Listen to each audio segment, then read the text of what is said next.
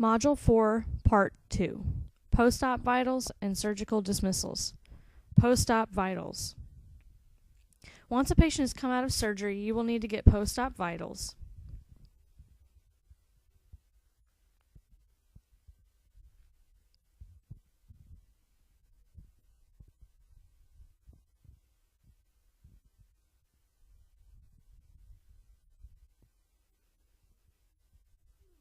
You will want to check and see how alert the patient is.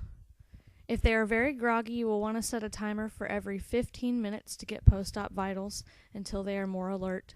Once they are alert, you can set it for every 30 minutes. Once you get 3 consecutive normal temperatures, you may set it to every hour. You want to check for heart rate, respiratory rate, and a temperature, and their pain score level.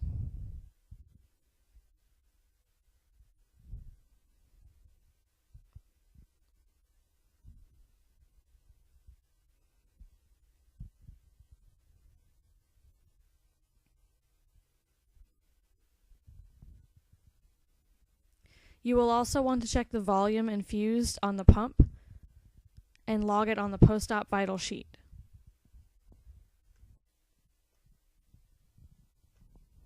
Surgical dismissals. Mass removal dismissal. You will want to go over the incision and how to manage it at home, any pain medication and what to feed the patient, and advise owner if a histopath is needed and that we will call them tomorrow. Yes. Hi, so he did great today. I'll go over his dismissal instructions and his Medicam with you, which is his pain medication. Okay. So the mass that we removed was on his right side. We are going to send that off for histopathology, so we'll call you. The results can come back anywhere from 5 to 7 days, Okay. so we'll have Dr. Butchko give you a call when those come in with the results. Until then, what I want you to do is keep an eye on that incision for any abnormal redness or oozing or swelling. He's got staples in place, so there's nothing that you need to clean or wipe down.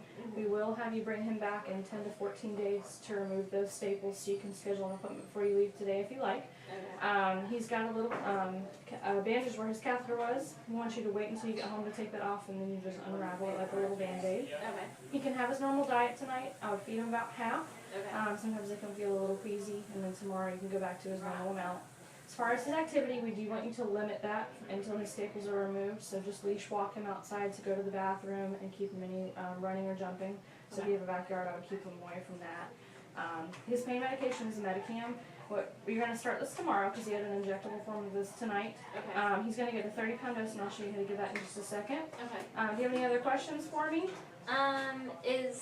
Does he need? Can I put a T-shirt on him or? Yeah, if you want to do that, we are going to send you home with an e-collar, so when Okay. he's not around, that'll keep him from licking, but because of where it's at, he may scratch at it. You can try to put a little baby sock on his foot, Okay. a little bootie, or you can actually just take like a larger t-shirt and just kind of tie it, and that way he won't catch anything with his feet. Okay. Okay? All right. I think that's it. Okay, let me go grab him. Neuter and spay dismissals. You will want to go over where the incision is and how the patient did, how to manage the incision at home, the kind of activity needed for the patient, what to feed them, and how to give pain medications. So he did great today. I'm just going to go over his dismissal with you and his medications. He had a neuter today. Okay. Everything went wonderful. It was very uneventful. Okay. He's got resorbable sutures in place. We will show you his incision when we bring him out. All We right. want you to keep an eye on that incision daily. Just check for any abnormal redness, oozing, or swelling. A little bit is okay, but if you see anything abnormal, just give us a call. If you have any issues overnight, the emergency clinic's number is on the bottom of this dismissal as well. Okay. He's got a little bandage on his arm where his catheter was. I want you to take that off when you get home tonight.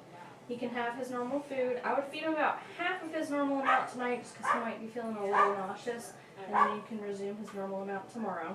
As far as activity, we do want you to rest him for about a week or so. We want you to leash walk him just to go outside to go to the bathroom for about 7 to 10 days, and try to keep him from running and jumping in the house. Don't let him outside in the backyard. And then after 7 to 10 days, he should be good. Like I said, if you have any concerns at that time, give us a call. He's going to be going home with some medication called Medicam. Okay. He had a dose of this today, so we don't want you to start it until tomorrow. Okay. It's a 24-hour medication, so just once a day. It's a liquid, so what you're going to do is he's 30 pounds, so you just take this lid off. The syringe fits right on top of it, and you flip it upside down. And as you can see, these are pounds, so you just go down to that 30 mark. Okay. If he's really good with his food, you can just squirt it on top. If you're not so sure if he's going to eat his whole bowl, go ahead and give it to him by mouth. But do make sure that you give it to him with food because it can cause an upset stomach if you don't. Okay. You have any questions for me? Is he going to be sent home with an e-collar? Do you need one? Yes. Dogs typically, we're never quite sure. Some of them can self-regulate and some of them can't. We can certainly get you an e-collar to go home with today. He's bothered by everything. Okay, so we'll go ahead and send you home with one. Now, if you're with him sitting on the couch, you're welcome to take it off and we'll show you how to put it on and take it off. But when you're not with him or at night, because that's typically when they go for their incisions, go ahead and put that back on or when you have to go to work or anything like that. Okay. And can he have a bath?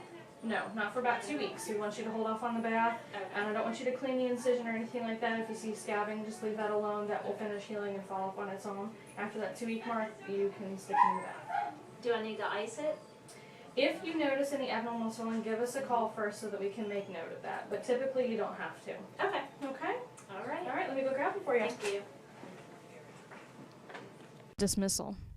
You will want to go over where the incisions are and how to manage them at home, what type of litter to use and how the patient did, how to give pain medication, and when we will call them to check and see how the patient is doing.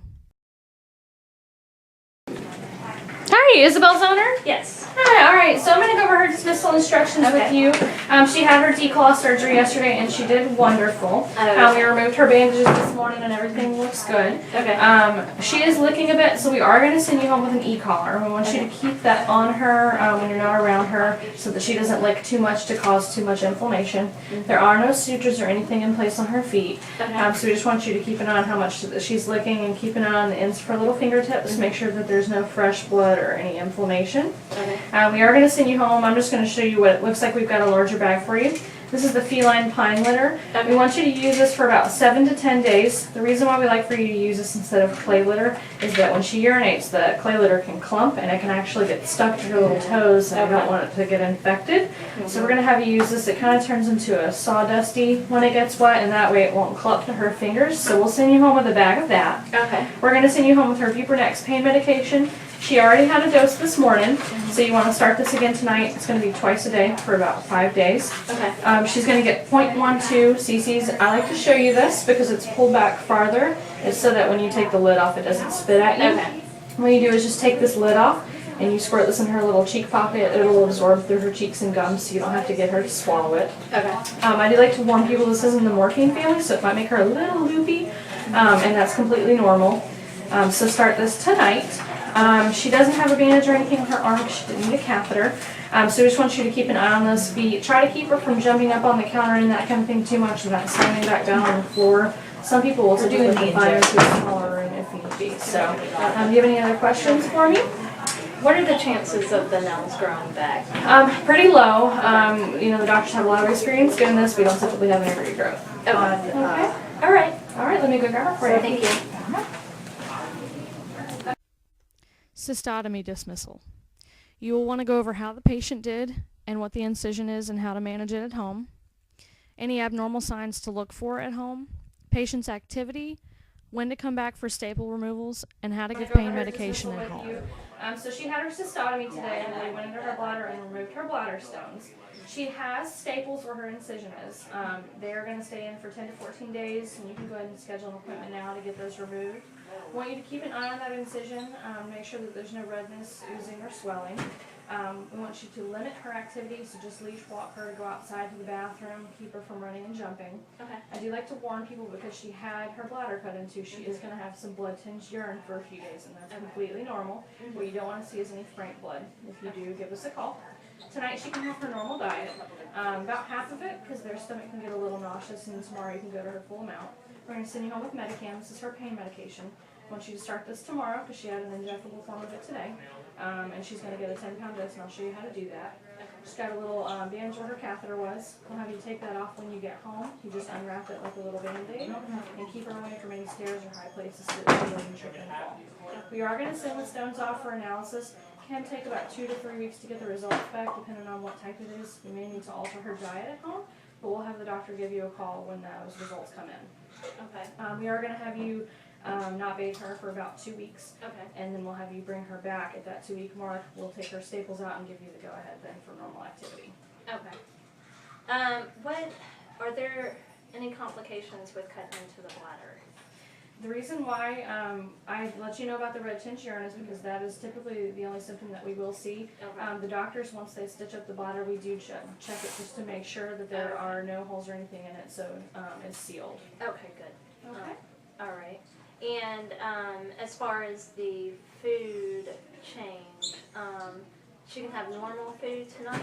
Yeah, go ahead and feed her the diet that you have her on. We don't want to upset her stomach. Okay. Depending on what type of stones that it comes back as, we may need to alter it at that time, but we'll call and let you know. Okay, all right. Okay, All right, let me go grab her. thank you. Oral ATP dismissals. You will want to go over what the patient had done and how they did, where the extraction, doxyrobe, or gingivectomy sites are and what to look for at home, what to feed the patient, and when to come in for a recheck, and how to give pain medication. Hi, Zeus's owner. Hey. Hey, so he did great today. All right. He had his oral ATP. I'm just going to go over all of his stuff with you. Okay. So I've got his teeth chart. I just want to kind of show you some of the stuff that we did. He had to have some things done. One of the things he had to have done was an extraction. He had to have this tooth right here extracted. Okay. We've got resorbable sutures in place, nothing that you need to bring him back and have taken out. Okay. We are going to ask that you feed him soft food for 7 to 10 days so you can switch him to that canned diet. Tonight, feed him about half of his amount. You can feed him his full amount starting tomorrow, but just for about a week and a half, feed him soft foods. We don't want any bones or ropes, so nothing hard that he can crunch on. We did find a pocket that wasn't severe enough to remove the tooth, but we applied something called doxyrobe gel. Okay. What that is it's an antibiotic gel that we put in the pocket, and it will slowly adhere the gum back to the tooth. The reason why I like to show you guys which tooth we do that at is because it can dry hard and it's yellow. So if you peek in his mouth and you see yellow right there, I don't want you to pick it out. Leave it there. He also had a little chip fracture on this tooth, so what we did was we sealed it off so that there's not anything that the bacteria can grab onto. So we just wanted to show you that tooth right there. And he also had a little bit of gum overgrowth on these two teeth, and we just kind of shaved those away. It's called a gingivectomy. So he may just be a little sore. You may see some red tinge saliva for a day or two. That's completely normal. You don't want to see any frank blood. If you do, give us a call. He's going to go home with something called Medicam. This is kind of like doggy aspirin. He had a dose of this today, so I don't want you to start this until tomorrow morning. It's a 24-hour medication, so just once a day. Zeus is going to have a 15-pound dose. And what you do is you take this bottle out, and there's a syringe, and you take the lid off. You put the syringe on it, flip it upside down, and take it to the 15-pound mark. If he eats really, really good, you can just squirt it right on his food. If you're not so sure, give it to him by mouth. But you do want to make sure that you give it with food, because if not, it can cause a little tummy upset. Okay. He's going to have a little bandage on his arm when he had his catheter taken out. I want you to leave that on until you get home, and it just unwraps like a Band-Aid. Okay. Keep him away from any stairs or balconies, because he might trip and fall, and we don't want him to do that. We're going to send you home with Orbit, which is a plaque prevention gel, and a toothbrush and toothpaste. However, because he had an extraction today, I don't want you to start this for 2 weeks. Okay. He has a complimentary recheck in 2 weeks with a vet assistant, and you bring him back in, we'll check his mouth, make sure it's healed okay, and we'll show you at that time how to brush his teeth and apply this, so just bring it with you. Okay, good. Do you have any questions for me? No, so he can have food and water tonight. Yeah, he can go ahead and have food once you get him home and let him settle down, just half of his amount, make sure that it's soft food. Okay, and the sutures, like you said, will absorb, so this will close. Yes, the reason why we don't like him to have hard food is we don't want him to crunch and punch that hole open with the incision. And So what that's why about we do toys? show you. He can't have any toys for 2 weeks. Once you bring him in for his recheck, we'll give him the go-ahead whether he needs another week to heal or whether he's good to go ahead and switch back to dry food and rope toys and that kind of thing. Okay, and can he go have a bath? With his teeth, yeah, you should be fine. I'd wait a day or two, just kind of let him settle back into his normal routine, but shouldn't see any issue there with that. Okay. Okay, let me go grab him for you. All right, thank you. For rabbit surgical dismissals, you want to refer to the dismissals before as shown. With rabbits, it is important to go over diet, make sure that they offer good foods at home, and if the patient doesn't start to eat, they will need to feed critical care.